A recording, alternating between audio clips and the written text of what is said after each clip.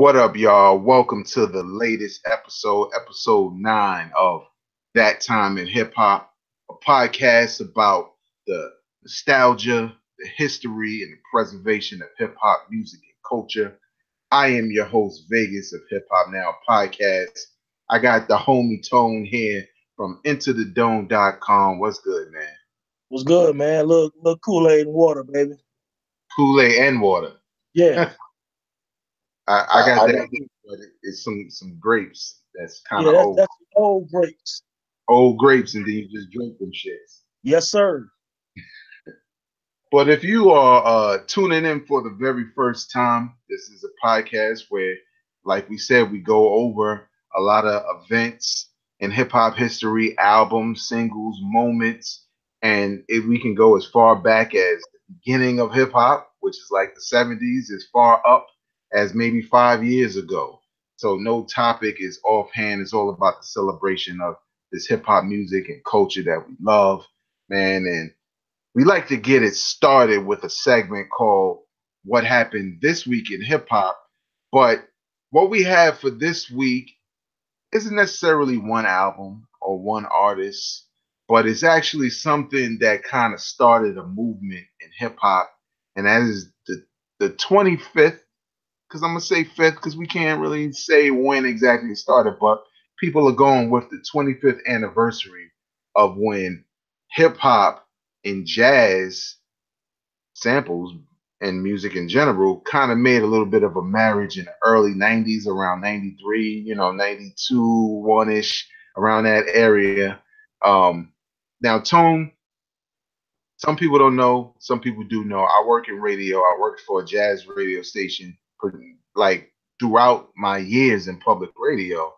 And recently, in recent years, I produced a segment that chronicalized that same period in time in hip hop and jazz and the fusion they made together with albums from like A Tribe Called Quest and Diggable Planets and stuff that Gangstar did and samples that Pete Rock used all around that same time. But this segment or this feature that I produced focused on Blue Note Records. And Blue Note Records at the time, they had their heyday like back in the 60s and 40s and 50s. I mean, yeah, like the 50s, the 60s, like, a lot of classic albums. And here we are in the 90s. And now hip hop artists are sampling jazz musicians. Well, the president of Blue Note Records at the time, whose names escape me, uh, encouraged it to the point where he wanted hip hop artists to use it. So therefore, it's a genius move from a record exec because therefore, us as hip hop fans got into jazz music as a result of these hip hop hits and classic albums based off of jazz samples and all of that. And Blue Note Records also got a boost from that. There's even an article online where Mr. Walt of Black Moon fame and the Beat Miners talks about it. Really, really dope time in hip hop where we got away from some of the funk samples that the West Coast made famous. We got away from a lot of the James Brown samples, and we really started getting into like Luke Donaldson and Herbie Hancock and so many jazz legends. Tone, that time in hip hop, jazzy hip hop, you know what I'm saying? Low end theory style, man. What did you think Mm. about that era, man? Well, first of all, being a huge jazz fan, the Harlem Renaissance aficionado, it was always cool when I heard people like Q-Tip and Premier and and other producers taking jazz samples, and incorporating the hip hop because I love jazz and love hip hop, and I was always a fan of Charlie Parker and Thelonious Monk, who is from North Carolina. I'm in North Carolina. People, whoever is listening, John Coltrane from North Carolina. I'm in North Carolina. He grew up 30 minutes from me. I'm in Winston-Salem. He grew up in the High Point area of North Carolina. So you have those kind of guys on his month from Rocky Mountain, North Carolina. Of course, the legendary Miles Davis and just so many other greats. I've always followed their music, even though, of course, their heyday was before I was born. I'm a jazz fan, man. So when I heard early the Low End Theory, for example, I was like, wow, it has that vibe to it. Again, Hmm. Large Pro did some. Again, Primo did some. Digable Planets is popular for doing Blowout Home and the other album with the jazz samples. But what really made me say, okay, now hip hop is really incorporated to jazz is when Guru started his Jazz Master series or Jazz Mataz. People always pronounce it different, but when he started this 4-part series in '93, I mean, he really incorporated real jazz artists. You know, Yeah, Branford Marsalis, man, Roy Ayers, and so many other guys we'll get into. You know, he incorporated. They were featured on his songs, on his albums, and he really brought jazz. You know, what's funny is we really overlook Guru from Gangstar's contribution to hip hop as a solo artist and what it meant to really bring a lot of new and young fans into the jazz culture. So man, yeah, it was just really amazing to see where he took it at because he was a lot older than some of the MCs at the time, so he was more mature. He was more knowledgeable about jazz and African culture in regards to the Harlem Renaissance. And man, when you look back at it now and listen to those 4 projects, I mean, it's simply amazing what he did with it, man. yeah, man. It's like I think back then it went a little underappreciated. He did. Um, I think like a time like today, I mean, they would be all over. He'd probably be winning Grammys and all that. A Tribe Yep. Called Quest also worked with Ron Carter. You know Yep. what I'm saying? I mean, jazz heads know Ron Carter playing the bass. You know what I'm Yep. saying? And he One said of it on the the album. Yo, my man Rob Carter on the bass. yeah, Remember, he was just check it out. Yeah, he was killing it, yeah. man. And Q-Tip. you know what's crazy about that is, for those who don't know Ron Carter, uh, he doesn't like to work with everybody. Not at And all. He's very meticulous. yeah, and for him to work with a hip hop group was monumental. But he obviously dug what was happening there, and Q-Tip probably had the foresight to know, if I'm going to get Ron Carter on here, it got to be right. You know, I got to talk his language, And you which know I'm what, too?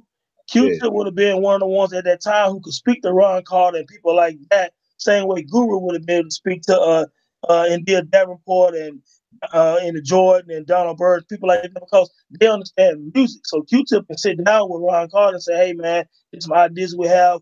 And he can actually talk about the history of jazz and music in general, being the musician that he is. And Ron Carter and people like that, they got to appreciate you first before they spend their time, because a lot of people at the time, and it's still 89, 90, 91, was looking at hip hop kind of like, it's not really music. You know what yeah, I'm saying? So a lot of people didn't really respect and look at it like music, man. So to get these type of people on the Low End Theory and then on all of Guru's solo projects, that meant they had to really sell that to these musicians, man. yeah, exactly. And to bring it on home for those who may be watching and may not know, and may think like, oh, well, you know, that's a dope time in hip hop. Whatever happened, nothing happened. A lot of jazz musicians throughout the years have collaborated with hip hop artists, including Miles Davis when he collaborated with Easy Mo B on Yep, Doo Wop Sound. Up until recent years with To Pimp a Butterfly, guys like Robbie Glasper and Terrace Martin yep. collaborating with Kendrick Lamar. Um, who's the horn player? Keon Harold, I think that's his name, Uh, who's played on Jay Z records and just put out a dope album not a couple of months ago. Excuse me. So that was the start of the jazz and hip hop fusion, and it just shows you how hip hop is ever evolving. It's probably one of the greatest genres of all time because it constantly evolves. You know what I'm saying? It's had so many different eras where other forms of music have, in some ways, become burnt out, whereas hip hop is the number one streaming genre in 2000s. Well, it was in 2017, and I'm pretty sure it's going to continue through to 2018. So got to give props to some of those pioneers on the hip hop side and on the jazz side from back in the 90s. That time in hip hop, 25 years of jazz and hip hop fusion, man. Salute. But now we're going to get into the topic at hand, which doesn't really have a lot to do with coming together and union. It's a time in hip hop where hip hop was young and ready for whatever. So Tone, tell the people what we here to talk about, Oh man, I tell you, hip hop is all about conflict and battle. It started in the park like that, so let's not ever get it twisted. We love the radio and the club, but in the essence of this culture, we like the battle. So this time in hip hop was when I heard about KRS One pushing Prince B of PM Dawn off stage. man. And I'll tell you, man, when I think about it, it's funny because PM Dawn, I remember watching the movie Boomerang and thinking about the song that he had on Boomerang, Die Without You, and and set a set adrift for Memory Bliss and Paper Doll and stuff like that. Like PM Dawn, a real, you know, poetic vocalist, you know what I'm saying? So to hear the KRS One, this the same KRS One from The Bridge Is Over, from Criminal Minded. And I'm like, how did they even get in the same conversation? What happened? So many rumors about Chris pushing this guy Prince B off stage, man, and Yeah. there's a lot of different sides to it that we'll get into, man. But that was that moment when I was like, how did that happen? I Did that really happen? KRS One and Prince B? yeah, I think it was the first time I heard of even though I didn't consider PM Dawn rappers, but the first Right. time I ever heard of an actual physical conflict between the individuals because I heard the same thing. I heard like how it go when you in the hood. Somebody who knows somebody who was there is like, yo, PM Dawn was performing. BDP came up in the building. KRS One just snatched them off the stage and took the mics. And I'm sitting there, you envisioning it because this ain't the YouTube era, this ain't the Instagram cell phone era, so it ain't a bunch of videos floating around from everybody's phone. It's So word of mouth. it was straight word of mouth, and all I'm envisioning is KRS One sitting in the crowd somewhere, and just them dudes is singing and crooning on stage, and just getting snatched off the stage, man, which is ridiculous. But this is that time in hip hop, and we come with the facts, or at least we try to get as close to the facts as possible. Tone got all the ammo in the gun. Yeah. Tell us what really happened. Well, first things first. So Prince B was in Detail magazine and the day after Christmas in 1993, and he had some choice words about KRS One. And he was kind of critiquing hip hop, and he said that KRS One wanted to be a teacher, but a teacher of what? So again, that's a nice body blow to Chris, because Chris considers himself the teacher. Now, at this time, he had moved away from Criminal Minded and he had started teaching on by all means. And then this was right after Sex and Violence. So he's really in that mode of I'm trying to really educate, et cetera, et cetera. But he's still a battle MC as well. So he read that a few weeks later because understand people, there was no internet at this time. There were no YouTube and videos or nothing. You got your information from either the streets or from the magazines. That's what Yeah, you got. Word of mouth. Somebody said, "Hey, Chris, Detail Magazine, that dude Prince B is kind of talking trash about you." You know what I'm saying? So KRS One took that to heart and said, "Okay, well, I need to hunt this guy down and confront this guy." You know what I'm saying? So there was a concert shortly after that with, and I see the names, Nice and Smooth and Super Cat and Leaders of the New School and a few other small acts were there. And that's when KRS One showed up with his entourage. And when PM Dawn was on stage, that's when he decided him and some of his guys went on stage and some situations happened that we'll get into because there are some rumors about who did what. And it's not what you think. yeah, and it's crazy. I mean, it's really not.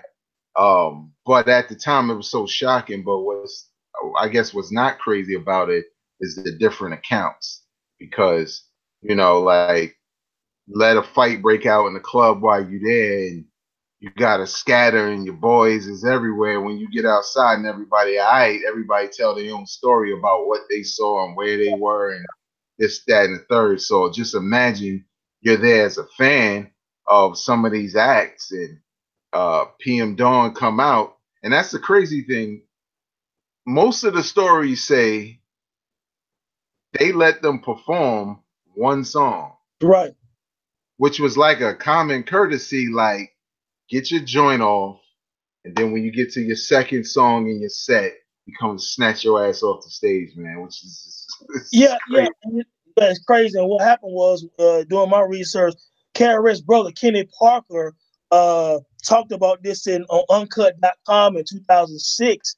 He was talking about the situation. He vividly described what happened. And I'm going to take Kenny Parker's word because that's his brother. You know what I'm saying? He wasn't trying to over gangster five. That's a word, KRS. He was just like, basically, man, a melee happened on stage after a couple after track or two, and Prince ended up off the stage. But what he was saying was, Just Ice was the actual individual who got Prince B off stage. I don't know if he punched him or he pushed him, but Kenny Parker was saying that Just Ice got him off stage. Now, for any young hip hop guys, Just Ice is the real deal. Early hip hop legend who was really in the streets. Do your research. Google Just Ice.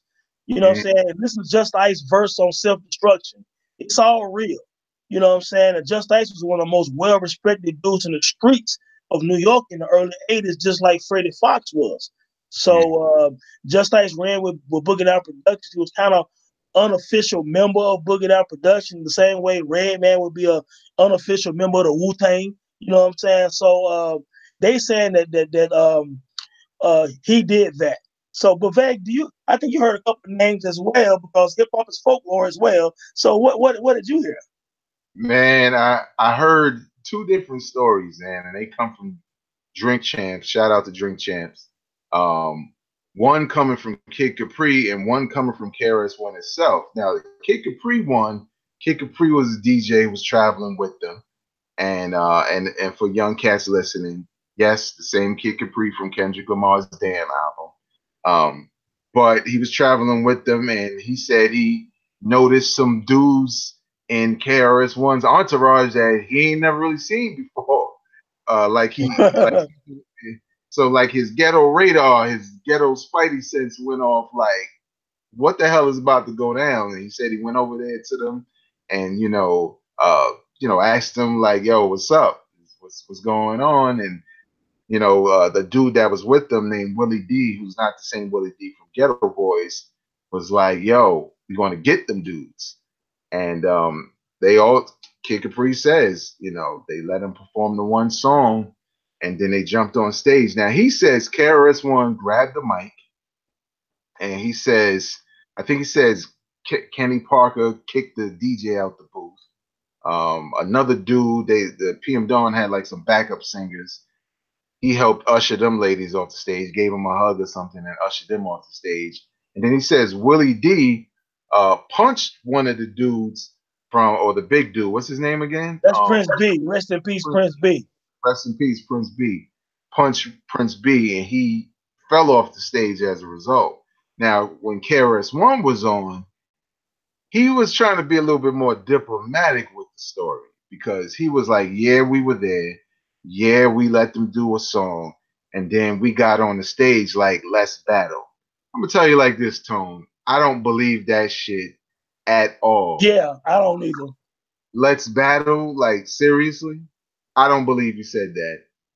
But he said that, uh, I guess he was saying that somebody pushed dude off the stage or felt he was just really trying to, I guess, protect his image in some ways because, like Yeah, you said, I kind of believe Kenny Parker and Kid Capri to a certain extent. yeah, I think KRS One, looking at KRS One, now he's 50 years old. You know what I'm saying? He goes and lectures at universities. He's the teacher now, so, but this is 1993. And KRS One, yeah, he was kind of changing after Scott Rock got killed and stuff like that, but he was still KRS One. He's still a dude from the South Bronx. So he felt disrespected on in that magazine interview by Prince B. And I do think that words really happened. I don't think Prince B wanted it like that. And I do think his entourage, whether it was Willie D or Dust Ice or both of them, I think they probably pushed him off stage and they say KRS grabbed the microphone and went right into his set. You know what I'm saying? And there were other people there. I was watching Vlad TV, and Vlad was interviewing Fredro Starr and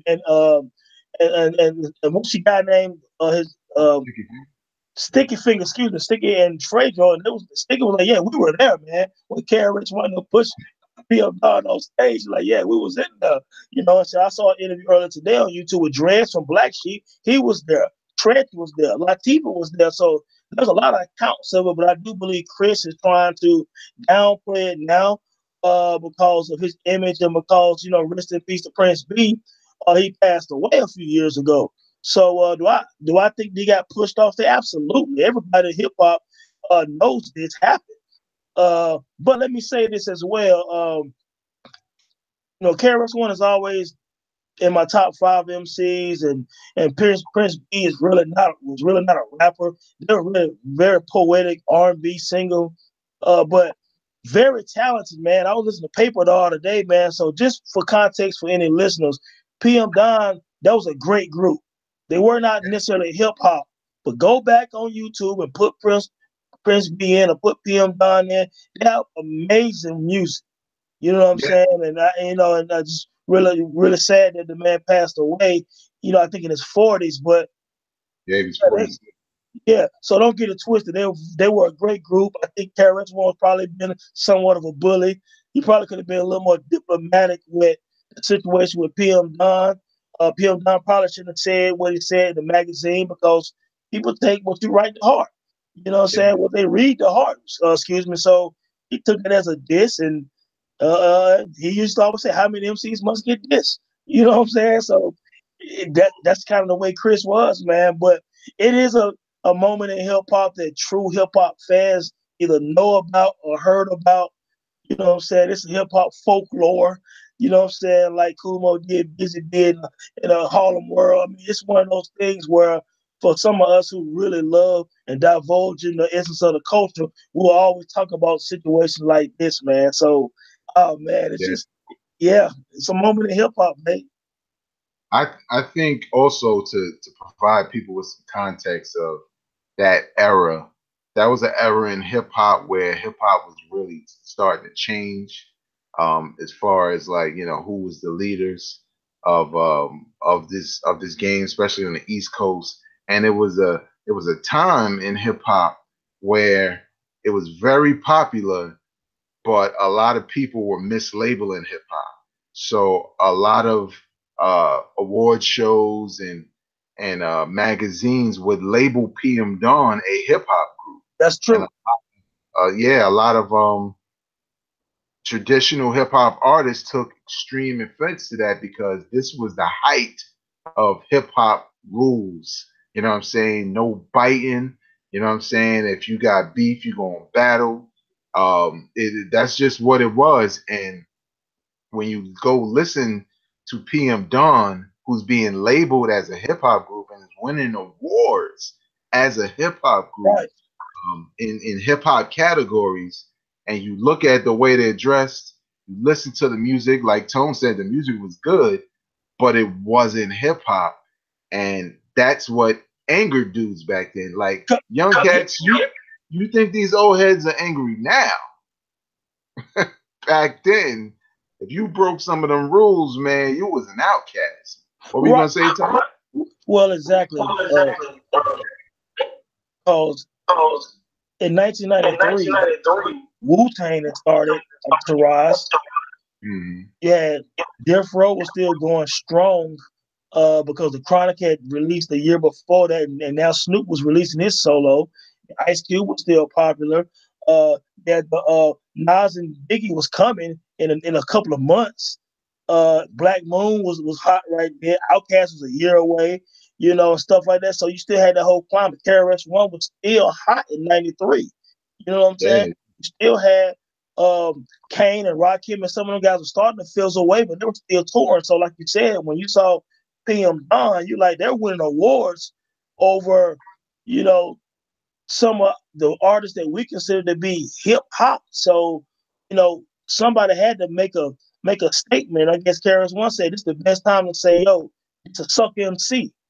Since you want to be categorized in hip hop, we're gonna treat you like we treat people in hip hop, and we think of suck MCs, and that's why I push you off stage, man. Take your mic and then rock the crowd, as only a true hip hop artist and true MC can do. Because Terrence One looking at Prince, he's like, look, I'm not gonna let some dude who's not even an MC diss me. You know what I'm saying? Like, so let's just not get it twisted. That's just was not gonna happen. So yeah, that was a time in hip hop, 93, 94 time period. The culture was shifting. The East Coast was getting some steam back after Death Row was running shit. So yeah, it was a statement, man. And unfortunately, PM Don got caught in the crossfire. Yeah, it was real unfortunate because PM Dawn, Vanilla Ice, MC Hammer, like they were kind of like the poster child children for what was not rap. And You let know me what I'm say this saying? real quick. Mhm. I think I might have said this in another episode before, but this real quick, because you named Vanilla Ice. We can also name Tone Loc and Young MC and Hammer and all them. But just for some context for any listeners out there, MC Hammer is real. So just for so you understand, he danced with his big pants on and Oaktown 357 and Don't Hurt Him Hammer and all that. That's because he wanted to get all the people in Oakland out the hood. He fed a lot of people and took care of a lot of families. But MC Mhm. Hammer's a real G. So don't think because you saw him dancing that shit is Yeah. sweet. So do I you think a lot of dudes found out that you ain't snatching MC Hammer on stage. That's for damn sure. do go to YouTube and watch Red Man on Vlad TV talk about MC Hammer because MC Hammer Hmm. had a conversation with Red Man, and Red Man has the utmost respect for MC Hammer and Red Man from the streets. Listen to the interview with Andre 3000 talking about Hammer, him and Big Boy. You know what I'm saying? Tupac had a lot of respect for MC Hammer. MC Hammer came to Death Row, and behind closed doors, he was mentoring Tupac and Snoop and all of them. So it ain't sweet. So I just wanted to give any listeners just some quick context. Even though we don't look at Hammer as an MC, even though he's a big time entertainer, Hammer is hard body. I just want you guys to know that. I know it sounds funny for any listeners, but it's real. Yeah, and I think what the moral story of that incident between KRS One and PM Dawn is the simple fact that hip hop had these harsh rules for a reason. These rules that no other genre of music had. You know, people collaborated, people, competed without, and honestly, sure, you can say, well, the Temptations fight each other, and so was Little Ambitions. Yeah, that's true, but at the same time, it wasn't based off of, these rules that were just created, these commandments. And a lot of those dudes, mostly probably for Vanilla Ice, were unfortunately labeled in a way as sellouts, Yep. or real hip hop. Um, and it was a funny time in hip hop. And when you look at that situation, you can connect it to what's happened recently with between Drake and not just Drake and Pusha T, but even Drake and Meek, because of the type of music that Drake makes is very similar to what PM Dawn. Oh man, come on, babe. You know what I'm saying? Like it is though. Like I mean, when you listen, Drake I did mean, have some bars that whether he write all over the knot or 75% of the knot. Early Drake had all the mixtapes. He was no, no, rapping. no, I'm not saying Okay, he's a whack rapper. I'm talking about the R&B stuff. that's He true. Drake is clearly a better rapper than PM Dawn as a group, clearly. Right. But his music that feels somewhat like Sade's music, which is a big influence, as far as the beats. You know what I'm saying? Because none of that shit ain't hard. That naming everything in a woman's purse ain't really typical hip hop. You know what I'm Right. saying? Or making house sounding records. And I own all that stuff. Just like I own some of those PM Dawn records. But I think that's the thing with hip hop. Back then, it was a little bit more strict at how they looked at PM Dawn. Like everybody just kind of wrote them off because they were being labeled hip hop and they weren't.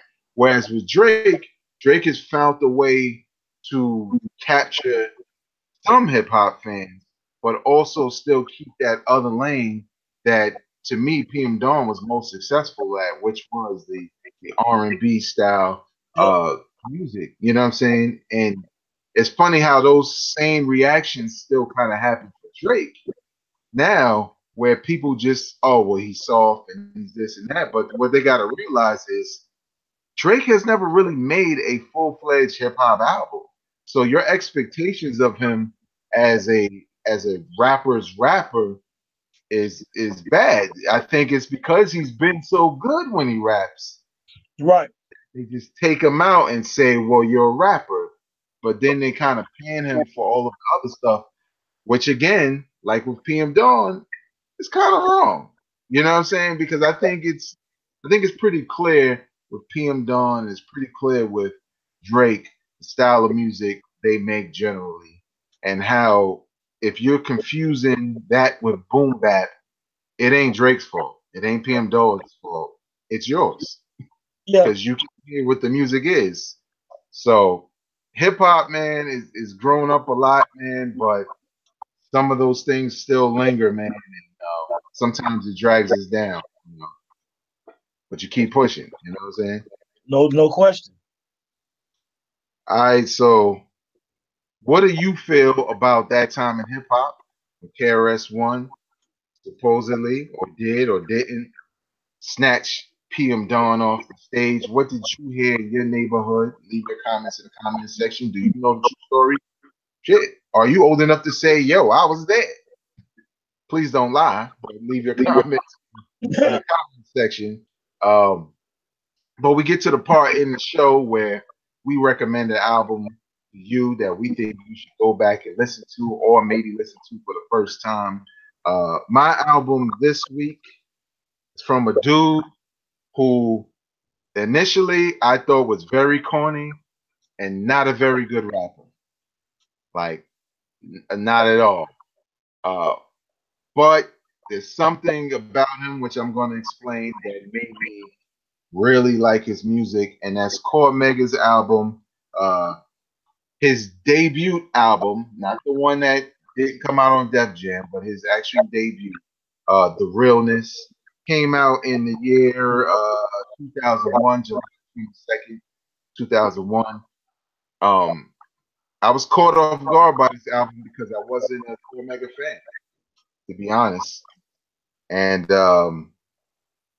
I think what I found was Cormega is a very honest dude. He's kind of like Tupac. He shares his true feelings. You know what I'm saying? He loves hip hop because it's all of that's apparent in his lyrics, and he has a good choice of beats when he selects his beats. And this album like really shocked me. I gave it a shot. You know what I'm saying? I was like, I'm gonna just listen to it, and he had improved as an MC, not necessarily at the super lyrical level, but more so with his flow, which to me was his weakest point when he was linked with the firm with Nas, Az, and Foxy. A couple of my favorites: Dramatic Entrance, Thun and Kiko, featuring Prodigy. Ooh, that's the one right there, player. Yeah, man. That's hard Full, body. yeah, that joint right there was crazy, man. The track, forget about it. I think that's Uh, going to have some Jay-Z on there. yeah, yeah. That's the other thing. The album also had a general tone of him basically getting at Nas. You know what I'm saying? Not mentioning him by name, but basically you knew what happened with him getting kicked out the firm, and he was making a lot of statements. And Prodigy was also kind of, taking his shots. Another record I liked, Fallen Soldiers, where he talked about a lot of dudes, who unfortunately passed away that he knew, including, my blood, my fam, Ill Will, rest in peace, got a birthday coming up. Glory Days, Rap is a Hustle. Um, just even Force My Hand featuring Tragedy Gaddafi. That's another dope one, man. Yeah, another dope record. Just a real dope time in hip hop where you had a lot of dudes, like you had a lot of Queensbridge rappers. Queensbridge culture and slang was like like really covering and hovering over hip hop in a lot of aspects between what Mobb Deep was releasing, Infamous Mob, Big Noyd, Nas, Cormega, all these dudes that were just nature, that were just representing Queensbridge, and I was just highly shocked. And man, I even to this day, man, this album is 14 tracks long, but not a very long listen. Um, I listen to this joint to this day, man. Every now and again, I'll step in and check it out, man. So, Core Mega's the realness. If you never heard it, you at least give it a listen. Love it. You should go back, check it out, man. It's still good. Tone, what's your pick for this week? First, before I say my pick, I just want to echo the sentiments as well. Mega has a string of very dope albums, actually. And the one you named is one of them. He has a great ear for beats. I do feel he has a very honest MC, honest lyrics. I think people feel what he's saying. That's why he still can walk around Queensbridge to this day, because I feel like he's authentic. Whether you feel like he's the greatest MC or not, it's up to you. I think he's a solid MC with dope credibility, dope features, and dope albums, man. So I like a lot of those songs on the album, man. The album's very good. For me, March 28, 2000, Common dropped Like Water for Chocolate. And for me, this was back to back. You had Resurrection, and then One Day It All Makes Sense, and then Like Water for Chocolate. I mean, he was on a serious run. He was still highly lyrical at the time. At some point, he did become more commercial. Of course, you obviously to make money and do what you do. But Common really started as an underground MC in Chicago. But by the time Like Water for Chocolate was released, he was a complete MC. He had mastered making radio tracks like The Light, which is one of the singles on this album. But he also could still go hard like The Sixth Sense, which also was a single on this album as well. Jay Dilla did a lot of tracks on the album. He did most of the tracks. He did stuff with Questlove and a few other people in the Soul Aquarius camp for Like Water for Chocolate. It won a lot of awards that year. It was a highly rated, critically acclaimed comedy and Miss a Beat. He had songs where he would even battle somewhat, like a track called Doing It. He had spiritual joints like the song for Asada. You know what I'm saying? So, I mean, the dude really put it together, and some people feel like Water for Chocolate is his most complete album. It's up there to me as one of his best works of art. I think if you haven't heard it, please YouTube and listen to some tracks on Like Water for Chocolate. Go to iTunes or Amazon, listen to the entire album. I think you'll be very pleased if you're a Common fan and kind of slept on it. I mean, it's really an amazing piece of work, man. Yeah, Yeah. I agree, man. That was like at the time, like well, I was like right in the groove of hosting my first radio show, which was a hip hop show. And I remember, man, we played a lot of songs off that album, man. It was getting a lot of requests. It's just one of those. It's one of those albums, especially if like you were listening to it back then. It brings up a lot of nostalgia. Not too many albums do that. Some albums are just dope to go back to and they sound good. But certain albums make you think about that time in your life. You know what I'm saying?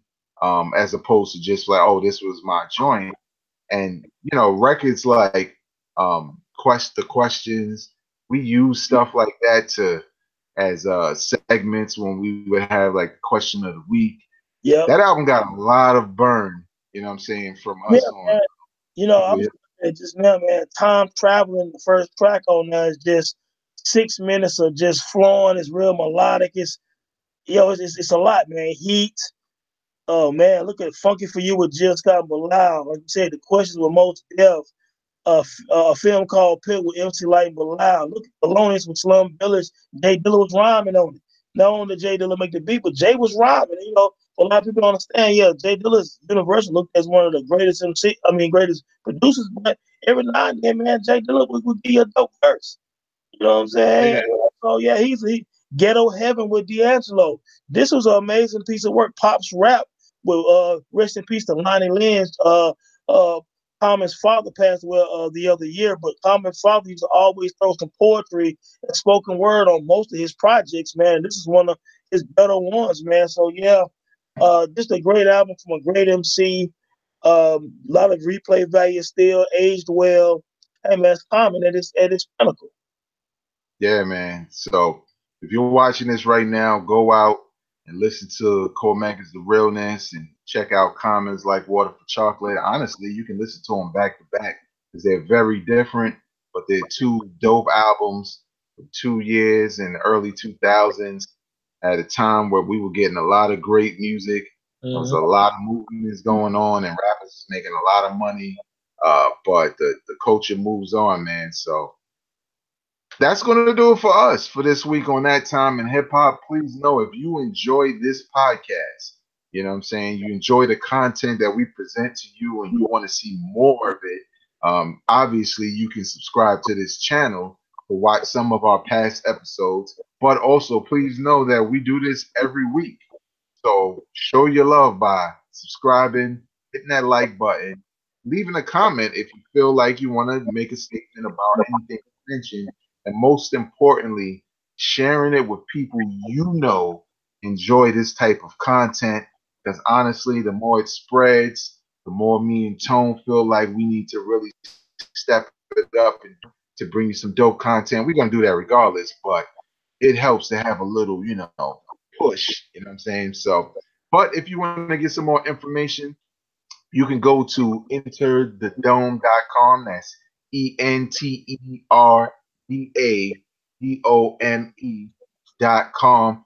Also know that maybe you watch this video, but usually you don't get a chance to watch a lot of YouTube. There is an audio version available on SoundCloud or any podcast area. All you have to do is search for Hip Hop Now Podcast, and within that same feed, you'll find episodes of That Time in Hip Hop.